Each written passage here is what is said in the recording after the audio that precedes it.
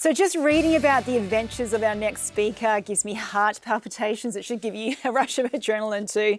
So Jim Marinus is our industry's #1 daredevil. So this is a gentleman who, in his spare time, he loves high-speed mountain biking, high-performance motorbikes, and Class 5 water rafting, which, yes, that is the most dangerous kind that you can do. So Jim takes all the lessons from these extreme sports and he applies them in high-risk industries very successful. So he's definitely practicing what he preaches. Many moons ago, Jim operated nuclear-powered submarines as a mechanical equipment operator. And these days, he's the principal consultant and owner of Jamar Operations, where he helps teams leverage their strengths to improve performance. So, ladies and gentlemen, strap yourselves in for a wild ride. We have Jim Marinus. Please join me in welcoming him to our screens. Over to you, Jim. Hello, everyone. Thank you for that introduction, Kim. Welcome from Idaho. It's cold here too. We had about 4 inches of snow last night, and it all melted today. So it's turning around. My background is in operations. I worked with the user community here in Idaho at the Idaho National Lab. I worked a little bit with other national labs around the country, including Todd's alma mater, Los Alamos. I'm really a representative from the user community that has done some studying, learned a lot from Sydney, from Eric Hallnagel, from the writings of Dave Woods, Todd, boy, a lot from Todd.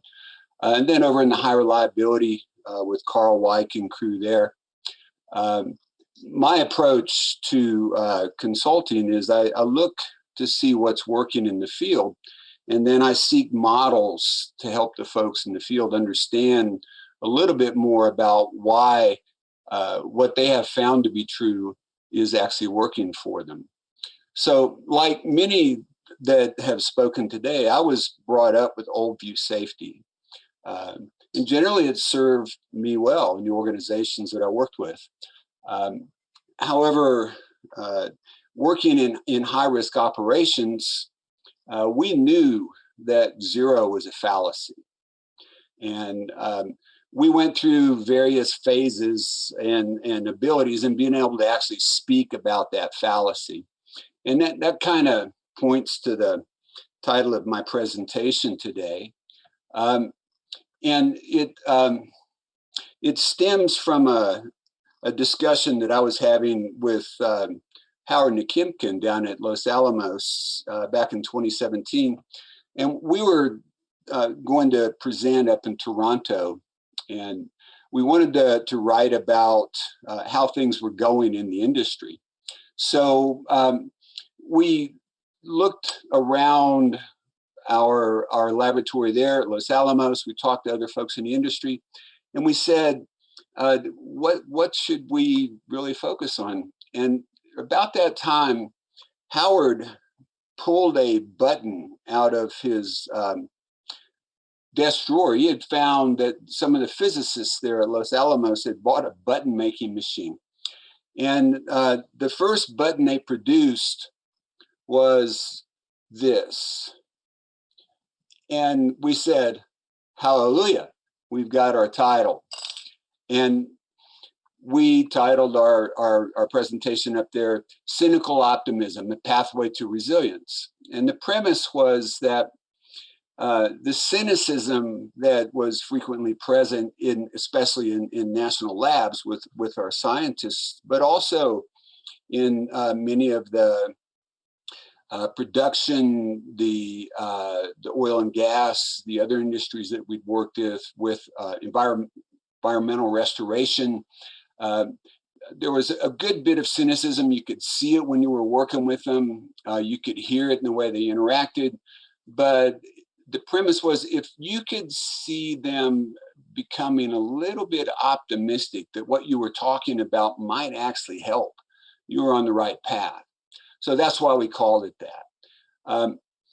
We used a measure of success during that period of integration through learning. You've heard about that today from a number of our speakers. Um, from our perspective, that if we were doing our job well, we were helping the organizations integrate the techniques, the methods, apply the models in ways that made the insertion almost undetectable when it was done. And so that was our measure. We could see improvement, but it was hard to spot any particular shiny object, okay? And Howard and I presented this approach. We focused on what was going well in the industry. We captured good methods from the things that we had seen in the field. And I want to just tell you a short story about that. At Los Alamos in 2016, we collectively managed to shut down the Sunport International Airport at Albuquerque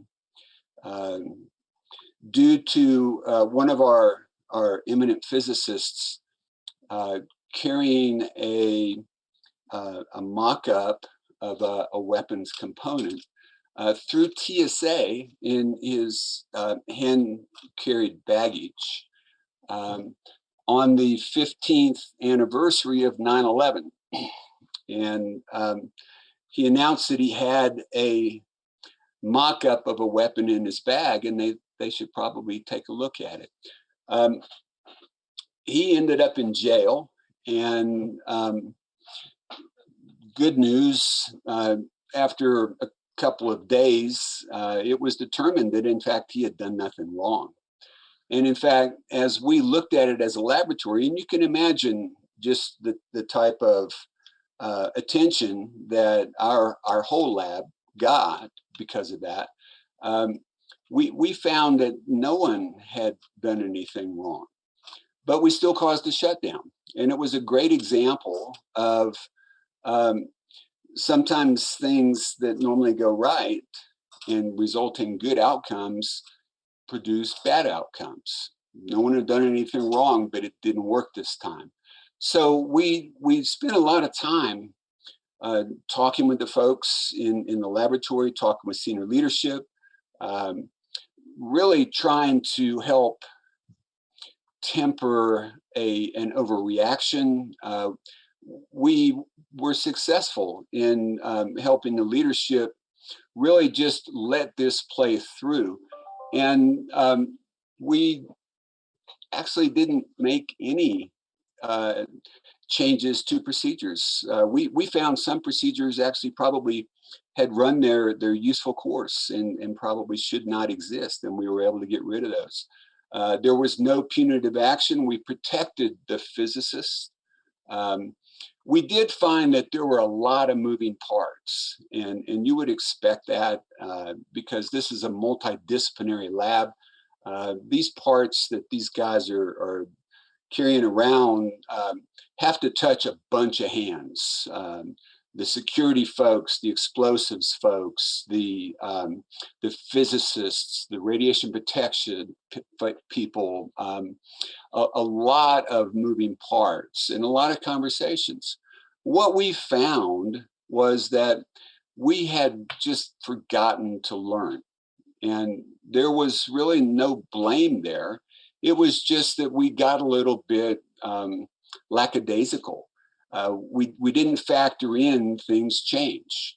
A good example was carrying this through on the anniversary of 9/11 should have been something that maybe piqued our interest, that even though we had been successful in carrying these things through a lot of times, this time maybe it was going to be different. So what do? We actually found that there was a key conversation that had become a little bit regimented. It had become a little bit too proceduralized. The physics folks go out to the weapons firing site, and they actually place these things in situations where they can become contaminated with high explosive. And in this case, that physicist did, but he didn't realize that it had been contaminated at a level that the TSA folks could detect. So we made a simple recommendation that the firing site folks get their hands untied and just have conversations with the visitors, because there's a lot of them that come out there. And that was our primary improvement. We also helped the global security folks who ran this process of kind of keeping everybody under their wing so that good things happened only, not bad things, especially going through TSA, were a norm. And we helped them have those conversations periodically across the lab so they could gather in people that might find themselves in harm's way. It's a great example of learning from successful performance. So fast forward that a little bit. I left Los Alamos. I wanted to work less, see more things. I ended up working with an oil producer up in the North Slope. And the experience up there was really quite something. Very hostile environment. I was up there in the dead of winter, so it was dark all the time. I was asked by the pipeline integrity folks, which do a lot of radiation tests on the pipes, because, you know, when it leaks up there on the tundra, it's a really big deal. And they want to make sure the pipes hold the oil. So they asked if I'd go out and help them, and I said, you bet. But they normally were learning about failure. And I suggested that maybe we should try learning from success. And they bought. We went out. It was that day, wind chill was 70 below zero. It was 45 below actually. And I was watching these guys working out in this, dressed like Ralphie from the Christmas Story. Unbelievable, the type of things that they had to bundle up in. And they were magicians. They were handling delicate equipment at 45 below actual, getting good measurements. The equipment was operating right at the limit of its design. It really couldn't operate much colder than that. They had a lot of provisions that they had figured out that they could use to keep this equipment warm. They had heated trucks that they would go into periodically. They had diesel heaters, a lot of diesel available up there. They had, through working with the health, safety, and environment folks, they'd done some modifications to the portable radiograph equipment, modifying it so it was easier to hold and to use. There'd been a good bit of work with the actual manufacturer of the equipment. It was a real partnership, and it was a joy to see out there. And because we were talking about that, we brought the field supervisor into the conversation. We all huddled up in the truck. It was really cozy in there, very tight. And we talked about how all those things were going well. And that's where I learned about all these relationships with HSC and the manufacturer, et cetera, and the design of the truck, the design of the heaters, et cetera. And, you know, in short, it was a well-oiled team, pun intended. These guys were really willing now to talk.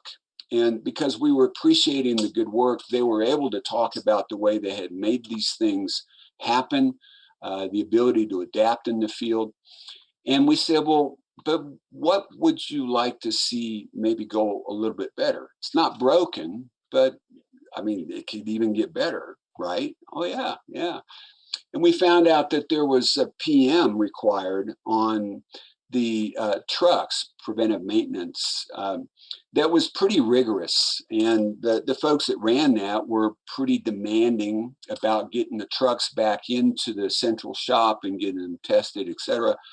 And it was impacting the ability of these folks to have well maintained and functional heated environments, which were critical to getting good measurements. And it was a gold mine, because the operations folks that were coordinating this didn't realize that that was causing issues for the field. And it was an easy fix. All they had to do was delay some of the preventive maintenance into a little bit lower demand period, and they made that improvement. They also found that there was a problem with a certain type of heater in those trucks, and they had tracked it down. The emphasis that was provided based on this feedback in supporting these folks actually resulted in bringing in a different manufacturer up there for that heating source. So we found that those people up there in Alaska were generating the same type of cynical optimism that we had seen in Los Alamos. And we saw it throughout the North Slope. And where was that coming from? My opinion, it was because the front line was seeing that the health, safety, environment folks, those safety specialists that are coming out, always talking about these new approaches. Try this. Can we do this? Are actually helping, and they were listening, and they were actually taking things out of the system if they weren't working. And the things that were found to be helpful, they weaved them in. The ability of the organization to bring those things to a point where they were almost indiscernible because they were just useful and being used by people in the field. So we were seeing cynical optimism up there as well. And so I use a metaphor. You may have heard it. It's a high wire act. And in a high wire act, you've got the performer up on the tightrope or on a trapeze. That individual is the only person in that traveling troupe that can actually do what they do. Everybody else in the organization, and I use this as a metaphor for what we do as a safety organization, our community of practice, is there to help support that individual when the show goes on. And we have a lot of opportunity to go in and make that safety net strong for when that performer may fall. We can anticipate the trajectory of the fall, and we can make sure that that net is there so they can fail safely. But it's important for us to remember that when we're doing that, we've got to weave it in carefully. We've got to make sure that when we're bringing things in, it helps. And we've got to make sure that, just as importantly, those things that we found have run their course are removed. And, talking about the type of clutter that Dave refers to. And very important that when we weave it in, there's really hardly anything left. We can't be hanging shiny objects on that safety net that distract that high wire performer.